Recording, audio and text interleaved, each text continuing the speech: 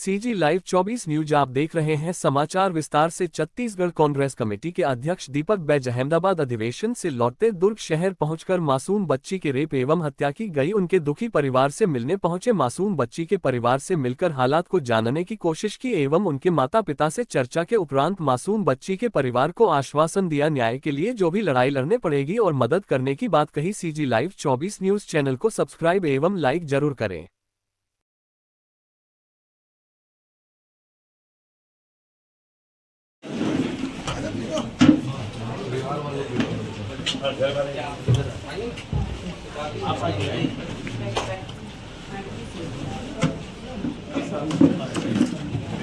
दादी है दादा दादी है दादा दादी ठीक है।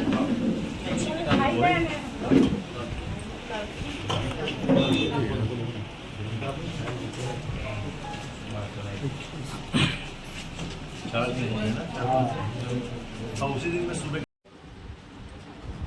वो किधर रहता था? यही रहा कि इस ऊपर में। हाँ। अब पुलिस वाले कहना भी है कि बोले ऊपर में कांड हो है, कांड हो गई ठीक है, मैं समझ गया, खून की छिदर रहना चाहिए। अब कार वहाँ खड़े है, लाश ला लेगा कोई तो दिखती दिन गाड़े होगी।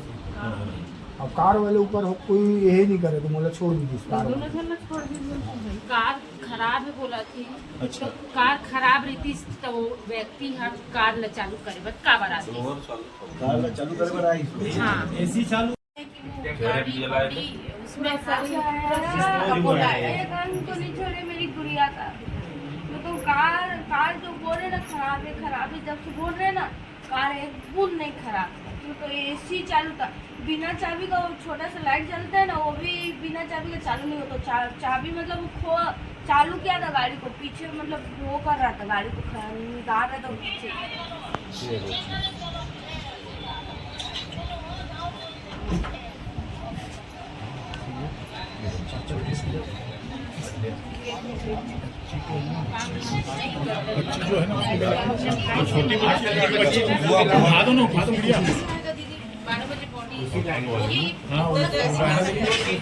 सुशासन है या गुंडा राज है इस प्रदेश में?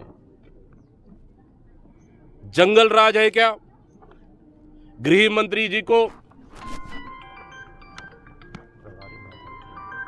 यहाँ के गृह मंत्री इस जिले के प्रभारी भी है, प्रभारी मंत्री भी है। क्या जिम्मेदारी नहीं बनता है गृह मंत्री का? आखिर प्रभारी मंत्री से प्रदेश का कानून व्यवस्था संभल नहीं रहा है, विभाग संभल नहीं रहा है, तो विभाग को छोड़ देना चाहिए। और थोड़ी भी नैतिकता है बची है, थोड़ी भी इंसानियत बची है कि हमारे प्रदेश में छोटी बच्चियां तक सुरक्षित नहीं है, तो प्रदेश के गृह मंत्री को इस्तीफा दे देना चाहिए। और जिस तरह से उस घटना के बाद आक्रोशित भीड़ में कई गाड़ी टूट गया और जो आक्रोशित भीड़ को मोहरा बनाकर कुछ लोगों को अरेस्ट कर दिया गया है, गिरफ्तारी की है। और साथ ही अभी एक आई थी मेरे से मिलने, उनका पैर तक तोड़ दिया गया। आखिर पैर टूटते तक किसने मारा?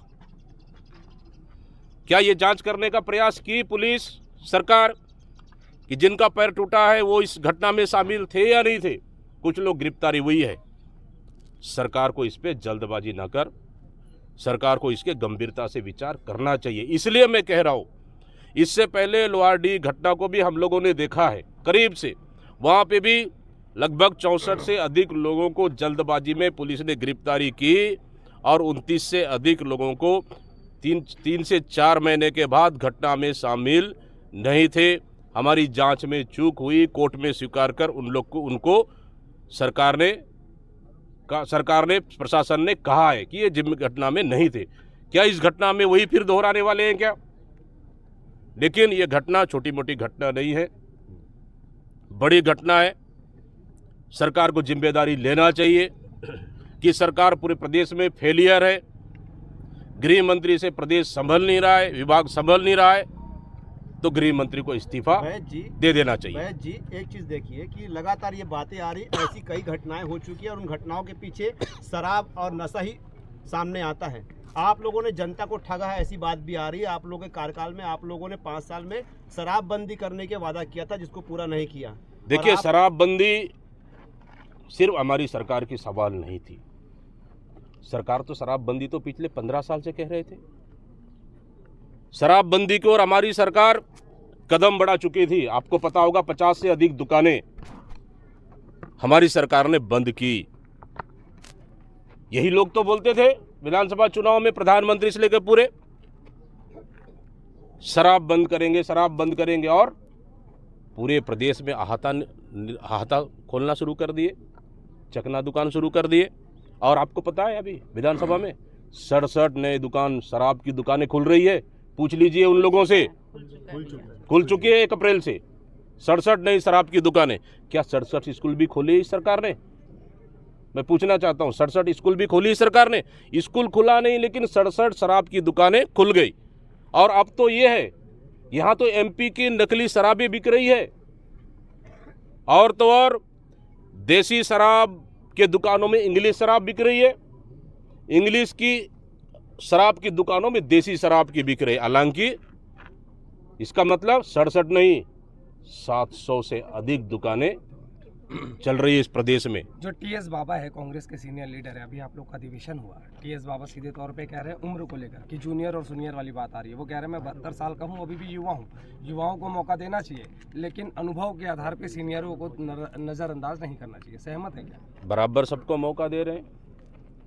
प्रदेश में हमारे नेता राहुल गांधी जी का भी कहना है, हमारे राष्ट्रीय अध्यक्ष खड़गे जी का भी कहना है कि प्रदेश में युवाओं को मौका मिलना चाहिए, और युवाओं को मौका मिल रहा है। अनुभव के आधार पर उनको भी मौका मिल रहा है, लेकिन पद लेके कोई चुपचाप बैठे, उनको बिल्कुल भी पार्टी, बल्कि पार्टी में अगर कोई पद लिया है उनको काम करना पड़ेगा। जो काम नहीं करेंगे उनको पार्टी से। जो कौन लोग हैं ऐसे जो पद ले लिया और चुपचाप घर में बैठ गए? देखिए, छत्तीसगढ़ में कौन नेता है ऐसे? देखिए, अब आप तो लिस्ट लेके थोड़ी गिना दूं मैं, एक दो एक एक एक 2 3 4 है। चीफ है, आपके पास 1-2 नाम होंगे। अभी तो बदलाव चल रहा है अभी पार्टी के अंदर। बहुत से हमारे पदाधिकारी लंबे समय से काम करे, अच्छा काम किए, लेकिन ये समय के अनुसार अब और लोगों को मौका मिलना चाहिए, उस अनुसार आवश्यकता अनुसार पार्टी बदले। जो छत्तीसगढ़ के कई जिलों के जिलाध्यक्ष को बदलने, मुझे लगता है कि शायद आज इस घटना पे चर्चा कर ले तो ज्यादा बेहतर ये होगा। बताएंगे कि आपकी थ्योरी क्या कहती है इस मामले में? थ्योरी क्या कहती है? आपने इतने घंटे तक बात किया, बिल्कुल परिवार वालों से चर्चा की है। कांग्रेस पार्टी पूरे इस परिवार के साथ है और न्याय की लड़ाई के लिए कांग्रेस पार्टी लड़ेगी। और परिवार ने कहा कि सीबीआई जांच होना चाहिए। निश्चित रूप से कांग्रेस पार्टी भी मांग करती है कि सीबीआई जांच होनी चाहिए, गंभीरता से जांच होनी चाहिए, जो भी दोषी हो उस पर जिम्मेदारी से कार्रवाई होनी चाहिए। और परिवार वालों का स्थानीय पुलिस पे भरोसा नहीं है। अरुण साहू ने कहा है कि कांग्रेस एक बार जांच दर बेच रही है, दूसरा प्रदेश अध्यक्ष और तीसरे बड़े नेता आ रही है, सब राजनीतिक कर रही है। किसी की मौत पर राजनीति? अरुण साहू ने कहा। अगर डिप्टी सीएम अरुण साहू इस प्रदेश के जिम्मेदार उप मुख्यमंत्री हैं, अगर थोड़ी बहुत भी इंसानियत होती तो खुद आना चाहिए था उसको। ये बताएंगे कि कल ही आपका जो विधायकों का जो जांच समिति दल पहुंचा था, उन्होंने रिपोर्ट तक आपको नहीं सौंपा। फोन से चर्चा हुई है, कल विधायक दल आया था।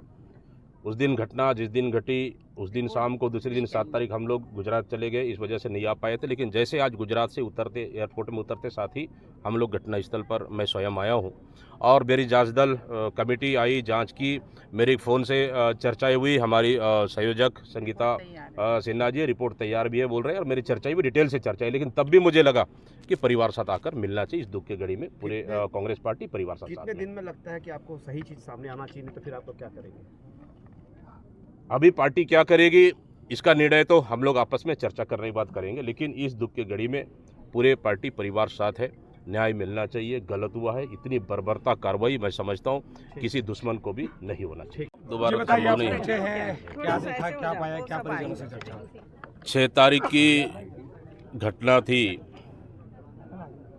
और जहां रामनवमी चल रहा था, एक बच्ची कन्या भोग खाने के लिए तैयार थी, उसके बाद अचानक गायब हो जाती है। दिन की घटना है और शाम को सीधा उसका बॉडी मिलता है और उसका बॉडी में सिगरेट से पूरे बॉडी को जला दिया जाता है। उस बच्ची जो 6-6.5 साल की थी, प्राइवेट पार्ट पूरी तरह से क्षति और डैमेज कर दिया जाता है और घर वालों का कहना है कि उसे प्राइवेट पार्ट और अन्य जगहों पर एसिड से भी जला दिया गया। मैं समझता हूं कि ये घटना पूरी तरह से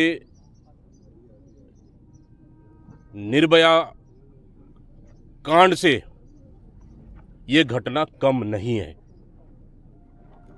मतलब इतनी बर्बरतापूर्वक उस बच्ची के साथ गलत हुआ है। ये पुलिस प्रशासन ने भी पोस्टमार्टम रिपोर्ट में भी बात सामने आई, लेकिन सवाल ये है कि घटना दिन की है और बच्ची ये कार में मिली तो वो कार में कैसे पहुंची, ये सबसे बड़ा सवाल है। दूसरी चीज, हम लोग जहां घटना घटा उस घर को भी हम लोगों ने देखी।